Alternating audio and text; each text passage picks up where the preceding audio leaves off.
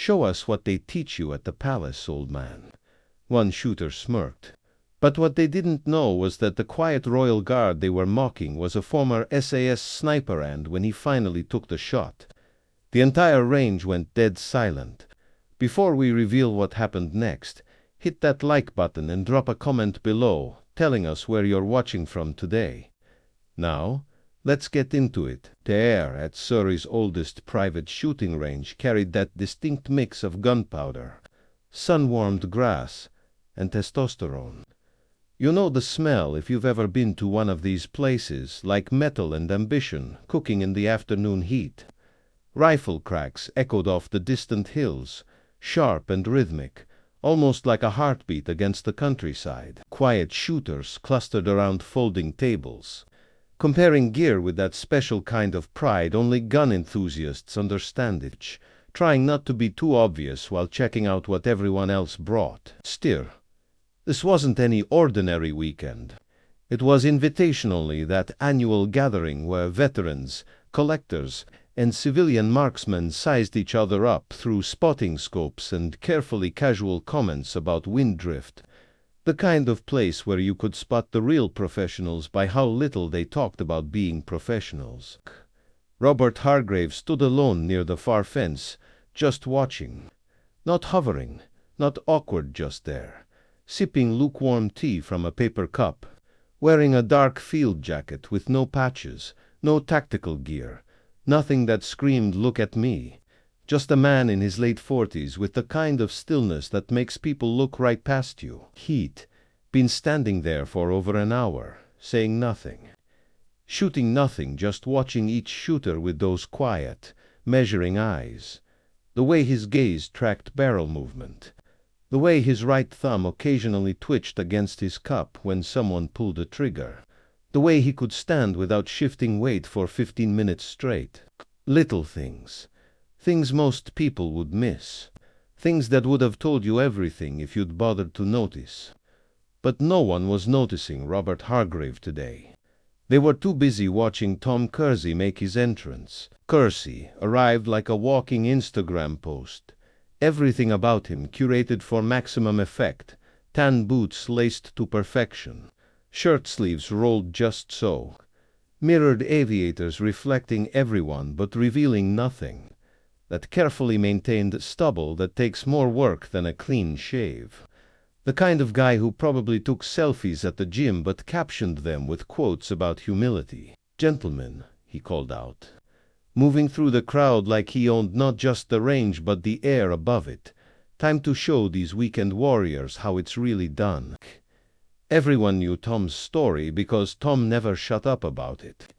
Ex-Royal Navy, now running some tactical training company with a YouTube channel full of slow-motion recoil shots and merchandise with skull logos.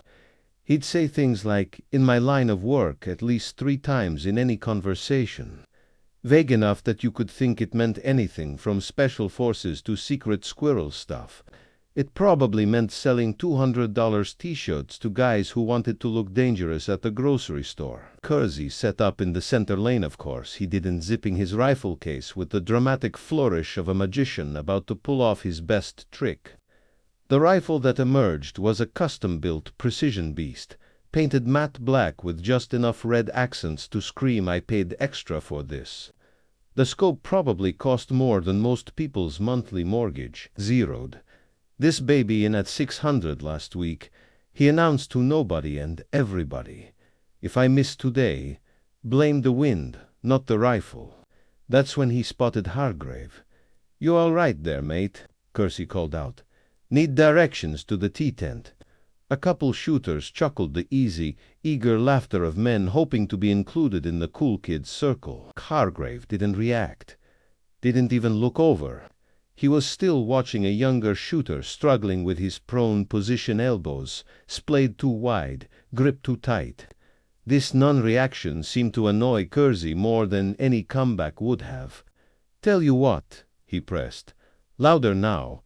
You help clean up after we finish, and I'll let you hold the real rifle." More laughter, a bit forced, a bit louder. Someone stage whispered to his buddy, Isn't that guy just one of those ceremonial guards or something? Looks like it, came the reply. Probably here to watch and tell stories about standing still at Buckingham Palace. No one asked Hargrave directly. Why would they? The quiet ones never had anything worth hearing, right? But one man sitting near the back of the bleachers. Greybeard, rigid posture, eyes that had seen things most people only watched in movies, folded his arms and watched. Not Kersey, Hargrave, because he recognized something in that stillness. The kind of stillness that costs something to learn. After nailing 3 consecutive hits on steel at 400 meters, Kersey turned to his growing fan club, rifle balanced across his shoulders like a gym weight. Ladies and gentlemen, that's how it's done. Precision, pressure, and a bit of backbone. His gaze swept the crowd, collecting admiration like loose change. Then it snagged on Hargraves, still unmoving, still silent. "What about you, guard boy?" he called out. "Fancy a go, or are you afraid the rifle might actually go off without the Queen's permission?" Laughter rippled through the crowd. Hargrave didn't respond, didn't even blink. That only fueled Kersey more. "Don't worry, I get it. Lot of pressure when you're not just standing still in a fancy red coat. No tourists to impress out here." "You think he's one of those guys who march around with the fuzzy hats?" someone asked, loud enough to be heard. "Bet he polished his boots for this." Another added, "Probably waiting for royal permission to breathe." More chuckles, though not quite as enthusiastic now. Something was shifting in the air. Mockery has a half-life when the target doesn't react. The gray-bearded man on the bleachers leaned forward, elbows on knees. There was something about Hargrave's stillness that bothered him, not because it seemed off, but because it seemed familiar. That posture, that patience, that silent assessment. It wasn't fear keeping Hargrave quiet. It was something else entirely. Back on the line, Kersey prepared for another shot. "Think he's going to say something?" someone asked him. Kersey grinned, eyebrows lifting above his mirrored shades. "Doesn't have to. I'll say it all for him." The para-veteran on the bench had seen enough. His eyes narrowed slightly as he watched the scene unfold. He'd seen this mistake before, and he knew exactly what it usually cost. It was after Kersey hit another target at 500 meters that he made his move. He stood tall, brushed his hands together with exaggerated satisfaction, and pointed toward Hargrave. "All right, Buckingham, let's settle this proper." The crowd shifted, sensing entertainment. A few phones appeared, ready to record whatever happened next. 1 shot each, same target. Let's see what the Queen's finest can do when the rifle's not just for decoration. Hargrave finally looked over. His face gave away nothing, no anger, no fear, no eagerness to prove anything. Just calm assessment. "I'm not here to compete," he said simply. His voice was quiet but clear, the kind of voice that doesn't need volume because it's used to being heard the first time. Kersey smirked. Didn't think so. He turned to his audience like a magician who just made something disappear. "See, no offense to the man, but that's the difference. Some of us trained to shoot, others trained to pose." More laughter, but thinner now. Even some of the earlier mockers glanced at Hargrave with more curiosity than contempt. Something wasn't quite adding up. The quiet guy should have been embarrassed or angry by now. He wasn't either. The range officer, a lean, no-nonsense man with a face that had weathered both sun and stupidity for decades, finally spoke up. "If it's a sanctioned challenge, we keep it clean. No side bets, no drama." "Clean as a parade boot," Kersey replied, already loading a fresh round. The officer looked to Hargrave. "Your call." Hargrave said nothing for a long moment. His eyes weren't on Kersey, but on the distant target, measuring, calculating. "If I take the shot," he finally said, "it won't be for the crowd." Kersey clapped his hands. "Brilliant." Then step up, Buckingham. Show us what parade ground training gets you. Hargrave didn't move immediately. I said I'm not here to compete, he repeated, but he walked toward the firing line anyway. The para on the bench leaned back slightly and muttered under his breath, "Here we go." The range went quiet, not with tension exactly, more like anticipation. The feeling right before you find out if you've badly misjudged something. Kersey adjusted his shooting gloves and whispered to a nearby admirer, "He won't hit center. Not with iron sights. No way." But a few others weren't so sure anymore, because the guard had finally stepped forward and something about the way he moved said this wasn't his first time being underestimated. Hargrave knelt by the equipment table with unhurried precision. No showmanship, no hesitation. He bypassed the modern customs with their glowing optics and carbon fiber stocks, reaching instead for an old bolt-action rifle with worn wooden furniture and simple iron sights buffed smooth by years of use. He picked it up, checked the chamber, cycled the bolt once, then nodded to the range officer. "This'll do." Kersey scoffed from nearby. "That thing's older than your ceremonial boots. Sure, you don't want a real rifle." Hargrave didn't acknowledge him. The para finally rose and approached, speaking quietly so only Hargrave could hear. "You don't have to prove anything to him, lad." Hargrave glanced up. I just won't let him walk away thinking the regiment's soft." The para gave a slight nod. Fair enough. By now, the entire range had gone still. Even the ones who'd been joking earlier were watching with new intensity. Kersey leaned on his rifle, still confident, still smirking, but something had shifted.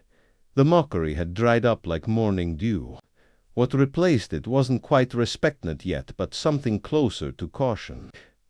Hargrave moved into a prone position with the kind of fluid efficiency that comes from muscle memory carved by thousandfold repetition. No wasted motion, no adjustment, just one smooth transition from standing to ready. The range officer leaned toward the para and asked quietly, "You know him?" "Not by name," the para replied, "but I know the way he moves." "How's that?" The para's eyes didn't leave Hargrave. "He's done this for real." And for the first time that day, even the wind seemed to hold its breath.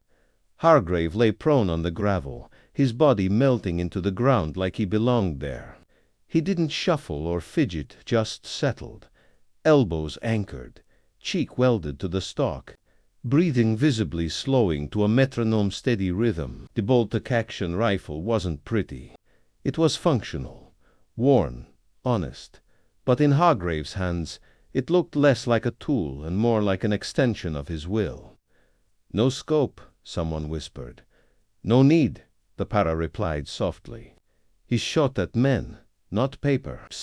The steel target stood 600 meters out, half concealed behind a wind-cut barrier. It wasn't a clean silhouette. It required instinct and adjustment, especially without optics. The range flags fluttered to the right, not heavy wind, but inconsistent. Hargrave made no visible calculations. No notes, no checking data on a phone app. Just eyes, memory, and muscle. Kersey leaned in beside the range officer. "What's the spread?" "Single round. Same as yours," the officer replied. "Nothing changes." Kersey laughed softly. "Well, that's not fair. His rifle's from the last century." The officer didn't respond. A couple of shooters shifted their weight, suddenly unsure if they were still part of a joke or witnessing something they'd misunderstood entirely. Hargrave's finger found the trigger. He didn't squeeze it. He let it rest there, light as a thought. The world narrowed down. No cameras, no audience. Just the target, the wind, and the memory in his hands. From the sidelines, the para folded his arms. "Watch this," he murmured. "Shooter ready?" the range officer asked. Hargrave didn't answer with words, but he exhaled, a long, controlled breath that seemed to take something with it. And with it, the entire crowd leaned forward, not because they believed yet, but because they couldn't look away. The target track jerked once, then again gliding left to right in irregular bursts across the far end of the range. Kersey had taken his shot against it earlier with a high-powered scope, and still only clipped the edge. Hargrave's iron-sighted rifle had no such advantage. He didn't adjust, didn't blink, just inhaled slow, deep, then let it out in one final, unhurried release. The shot cracked across the range like canvas tearing. Not dramatic, not flashy, just clean. The steel rang half a second later a single, pure tone that echoed downrange like a bell being struck dead center. The target swung violently on its rig, back and forth, as if surprised by its own pain. For a heartbeat, the range was silent. Then someone whispered, "No underscore way." Kersey straightened, squinting through his expensive sunglasses. Hit. The range officer stared at the monitor. Dead center. No scope. He leaned closer to the screen. 600 meters. Wind drift. Iron sights. His voice trailed off. The para nodded, eyes fixed on Hargrave like he'd known all along. Hargrave stood slowly, brushing gravel from one knee. He didn't look at the crowd, didn't raise the rifle triumphantly or crack a grin. He simply cleared the chamber, checked the safety, and handed the weapon back to the range officer. One by one, the whispers started. "Who is he? Did you see his form?" That was textbook. Kersey looked down at his own rifle, then back at the target still, swinging like a metronome, marking his miscalculation. Someone nearby murmured, "You just got outshot by a guy you called Buckingham." But Hargrave had already turned away, heading back toward his bench like nothing unusual had happened. The applause, when it finally came, wasn't loud or coordinated. It was awkward, scattered, then steady, not for showmanship, but for something earned. And in the middle of it all, Kersey remained silent, because some shots don't need commentary. Hargrave sat back down at the bench, rolling his sleeves and wiping dust from his palms. No celebration, no victory lap, just silence. The kind that doesn't ask for respect but commands it anyway. A few shooters approached cautiously, as if they were approaching someone they'd just realized was a different species than they'd thought. One of them, maybe mid-20s, finally asked, "Where'd you learn to shoot like that, sir?" Hargrave looked at him for a moment, not unkind, just measuring how much truth to give. "Here and there," he replied simply. The para stepped forward, hands in his pockets. "That wasn't infantry training," he said, loud enough for others to hear. "That was something else." Kersey stood a few yards away, arms crossed tight over his chest, jaw working. The para turned toward him. "He's SAS, isn't he?" Hargrave didn't confirm or deny. He didn't have to. He just reached for his thermos, unscrewed the cap, and took a quiet sip, sticky, and somehow that non-answer said more than any war story could have. A hush settled over the range. The same people who'd laughed an hour ago now watched with the kind of quiet respect usually reserved for funeral processions. One of the younger shooters turned to Kersey. "You said he was just ceremonial." Kersey didn't respond because right then the word felt too small, too ignorant, too far from the truth. Another man whispered, "I thought those redcoat guys just marched around for tourists." Hargrave finally looked up again. "We do," he said evenly. "But we don't forget who we were before the parade." Then he went back to his tea. Kersey eventually approached, walking slower than before. The swagger had drained from his steps, leaving behind something more genuine, like a man who'd just had his perspective forcibly adjusted. He stopped a few feet from Hargrave and cleared his throat. "That was a hell of a shot," he said quietly.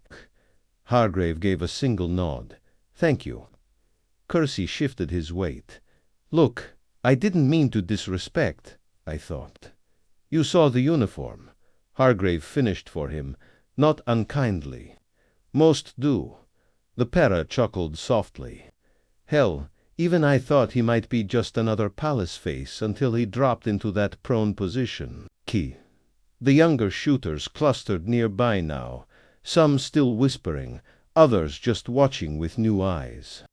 Hargrave stood, brushing off his jacket. People forget ceremonial duty is a rotation, not a career. You don't get posted to the guard without earning it first, one of the teens asked. So the Queen's guards are like actual soldiers. Hargrave looked him dead in the eye. Infantry first. Always. A few heads nodded as it sank in. Kersey exhaled and extended a hand. Well, that's my lesson for the day. Hargrave shook, it firm but brief. We all serve in different ways. Behind them, the range officer updated the logbook, quietly adding a note beside Hargrave's name. 600 meters. Iron sights. Center strike. Another man walked by, muttering to his friend, "Remind me never to judge a red coat again." The para leaned over to the officer. "You going to list him on the range record?" "Already done," the officer replied. "He earned it." Hargrave slung his duffel over his shoulder, movement smooth and precise in it for show, but from years of having to get it right the first time. Summoned called out, "You coming back next weekend?" Hargrave paused at the edge of the range, offering the faintest smile. "Depends if I'm on post." The crowd chuckled this time, not at him, but with him. And as he walked toward the gate, there was no more mockery, only quiet, kikligar and respect. The gravel crunched beneath Hargrave's boots as he crossed the car park, each step measured and unhurried. He walked like a man who didn't need the last word because actions had already said everything that mattered. The late afternoon sun cast long shadows across the lot, painting him in fading gold as he reached his vehicle, a nondescript gray estate car with no stickers, no badges, nothing that would tell you who owned it. He popped the boot, placed his duffel inside, and removed his jacket, folding it with the same care he'd once given to field gear in places most people couldn't find on a map. He stretched once, then leaned against the car door, sipping the last of his tea. Back at the range, the para lingered by the benches, arms crossed, watching Hargrave until the last moment. A younger shooter approached him. Who was he, really? The para didn't turn. Someone who doesn't need to be recognized to matter, the boy frowned. But why didn't he just say something earlier? Why let them mock him? The para finally looked at him. Because true silence isn't weakness, son, it's choice. Just then someone called from the fence, "You're really not going to tell us where you served?" Hargrave turned slightly, a ghost of a smile touching his expression. "If you have to ask," he said. "You've already forgotten what matters." Then he got in his car and started the engine. No one clapped, no one filmed. But they watched because the loudest person on that range had been silenced by the quietest man there. And not through argument. Through one clean shot.